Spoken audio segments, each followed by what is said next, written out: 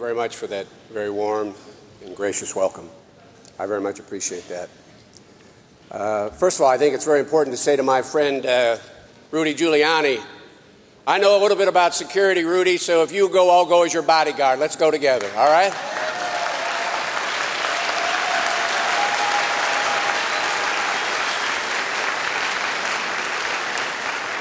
We'll take Kennedy and Mukasey and West Martin with us, and frankly, ladies and gentlemen, they'll need an Airbus.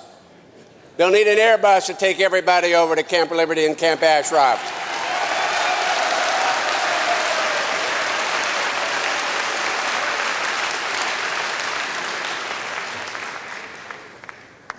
You know, ladies and gentlemen, most of my life has been spent in public service.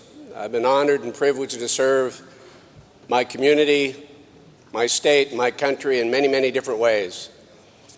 I started as an infantry combat soldier in Vietnam and concluded my public service in President Bush's cabinet as the first Secretary of Homeland Security. Had the opportunity to do a lot of extraordinary things and work with some extraordinary people. And under every and all occasion, I thought what I was doing was the right thing to do for the cause that I promoted, for the interests that got me engaged in the first place, for the people who I look to support.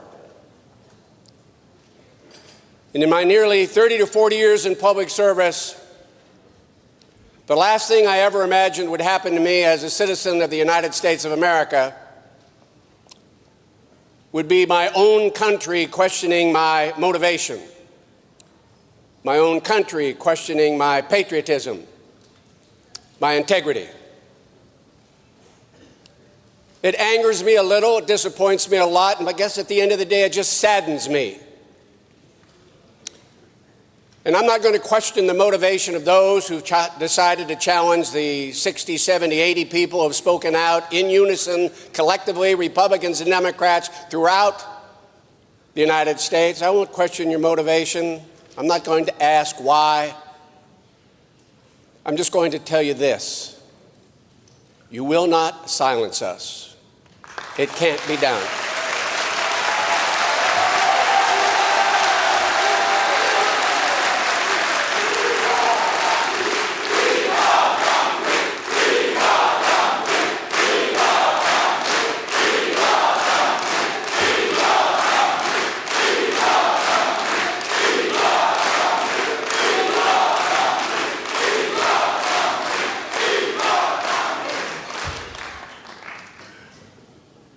If who's ever responsible has a moment of quiet reflection, I suggest that they just take a look at the Constitution of the United States, the Bill of Rights, and particularly take a look at that First Amendment. It's called freedom of speech. The same freedom of speech that the men and women of MEK aspired to under the leadership of Mrs. Rajavi, the same freedom of speech that Democratic opposition throughout Iran aspired to. So at the end of the day, you may have disappointed, you may have angered, and you may have saddened, but at the end of the day, we will continue to stand on the right side of history with the people of MEK, the freedom-loving people of MEK at Liberty and Ashraf until they are resettled.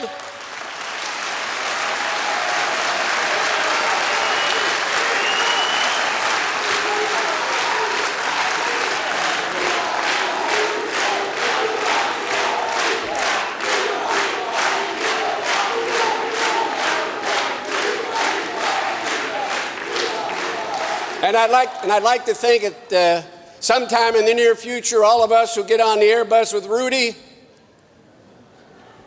will get on the same Airbus and go to Tehran and celebrate victory and freedom and democracy and liberty.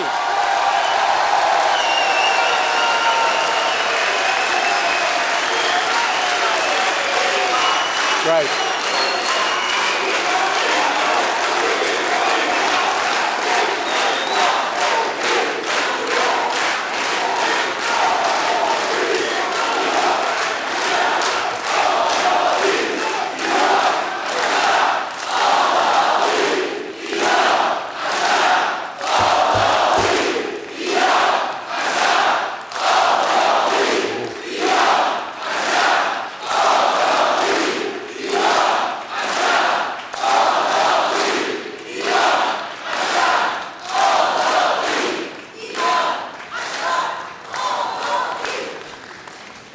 You know, with that wonderful response to that last set of remarks, I'm probably doing the most foolish thing, but I'm going to share with you. I should probably sit down. But I have a couple other thoughts I'd like to share with you. Because we're also here today to talk about the international obligation of the residents of Ashraf and Liberty.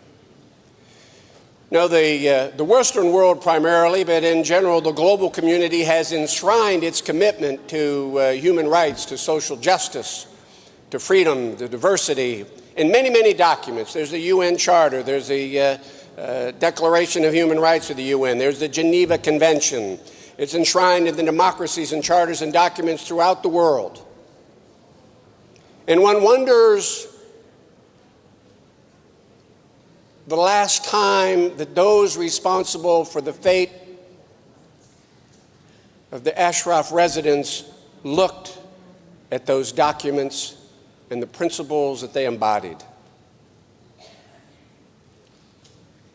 You know, I have a very difficult time as a soldier looking, and I think my friend Wes Martin is here, who lived with the men and women of Ashraf for a long time.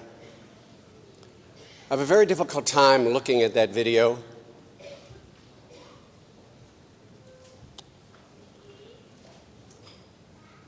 Defenseless people. The reason they were defenseless is because at the request of the United States of America, they surrendered all means of self-protection. Defenseless people. Then I look at the Humvees, I look at the machine guns, look at the weapons, conclude that much of the training provided by the United States. And I say to myself, if there is anything more shameful and more evil than what I observed in that video, and what we know that occurred on 2 occasions, was the relative silence and indifference of my country. How we can ignore the reality of those 2 vicious, brutal, evil attacks with hardly a word. I will tell you what, I will tell you that it angers and disappoints and saddens me more than any administrative subpoena questioning my integrity. Because if anything else, and I'm just one of 300 million, if anything else, it's not the credibility of those of us who speak in support of the MEK, it's the credibility of an entire country that's at stake here. My country. And so that video, the sights, the sounds, the horror associated with it, for me is far, far more important in terms of my commitment, and I believe my colleagues' commitment to this cause, than any administrative subpoena, anybody in the State Department or Treasury Department, perhaps thinking they're doing the right thing. I'm not going to question their motive. We'll end up on the right side of history. I don't worry about that. I don't worry about that.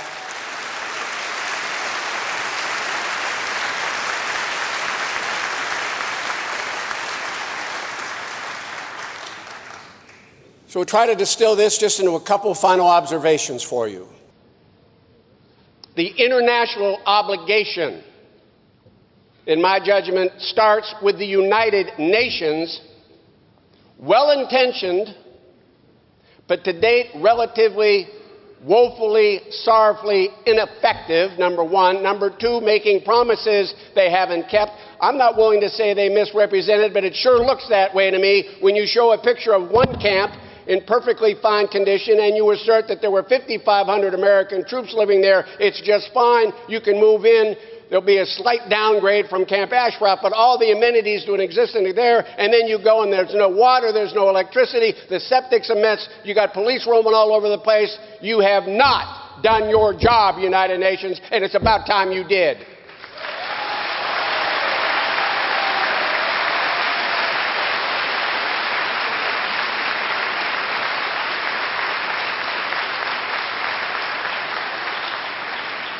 For whatever reason, We let Maliki convince the UN that they even had to leave Camp Ashraf is beyond belief, in my judgment.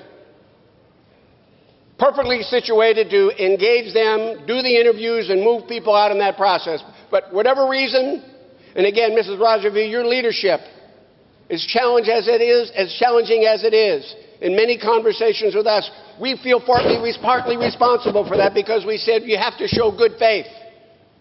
We want to assume good faith on the part of the UN. We want to assume that they want to do the right thing by these men and women, so make that first move of 400. A disaster.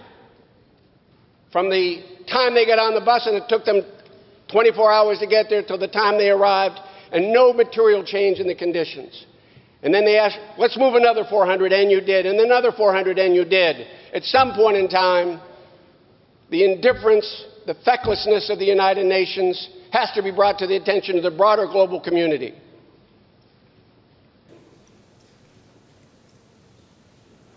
And the only country, in my judgment, that can do that with the authority is the United States of America. And it's about time that we lived up to that document, that signed document, executed by a United States military official, a general, and we said, we'll provide for your safety and security. That hasn't necessarily been the conclusion that the residents of Camp Ashraf could draw from the time they turned the responsibility, safety, security over to the Maliki government. It's about time for the United States to step forward, be far, far more aggressive. And I say this again as a soldier with thousands of dead Americans, many of them who've died, to support and legitimize the Maliki government. Gold Star mothers in the United States of America did not see their sons and daughters die.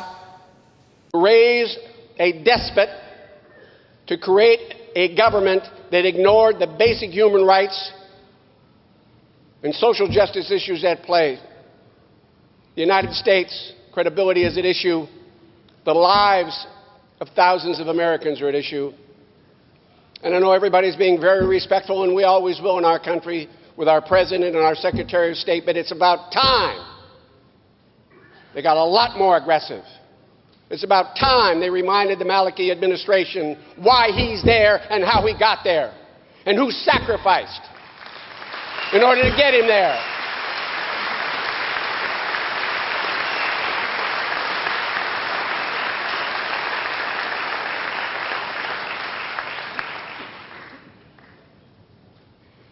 There's that wonderful expression, I think it's very appropriate on how wonderful it is, but it says, the enemy of my enemy is my friend. And the notion that you could try to negotiate with Iran, and apparently that's been going on since '97, 15 years later, one can only conclude it was a false notion, an empty promise. Certainly nothing material and positive has occurred during 15 years. Time for negotiations are over. If you want to send a message, to Iraq and Iran, and if you want to show them how serious we are about a non-nuclear Iran, how serious we are about promoting human rights, social justice, democracy in the region, how serious we are about the rhetoric that we've used toward the Arab Spring, but we now need it toward the purging spring, I'll give you one simple, easy idea. Delist the MEK.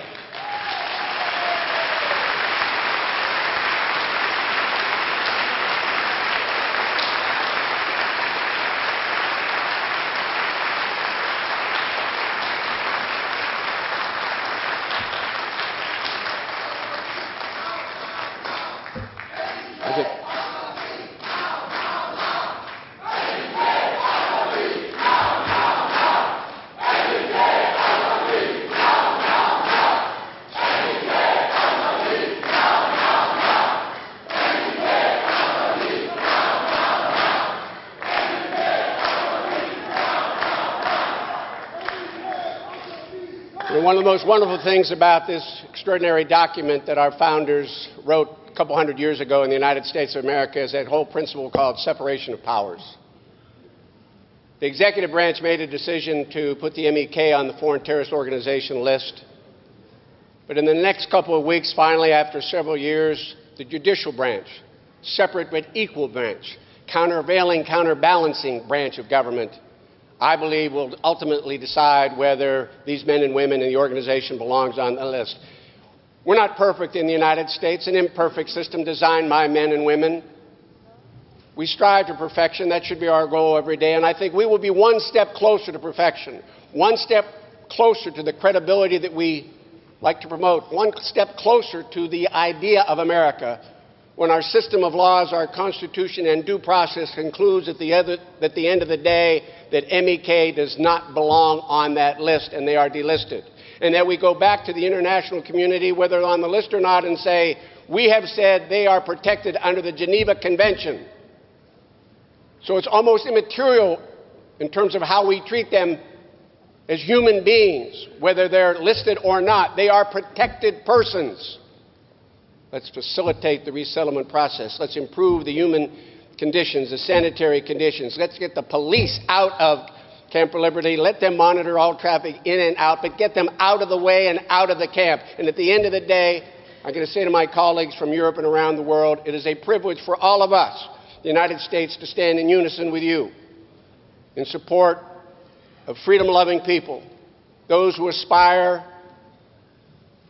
to self-government, those who aspire to take the principles of Western democracy, freedom of speech and religion and assembly, and enshrine them in a democratic, non-nuclear Iran. We are proud to stand with you on the right side of history. Thank you very much, ladies and gentlemen.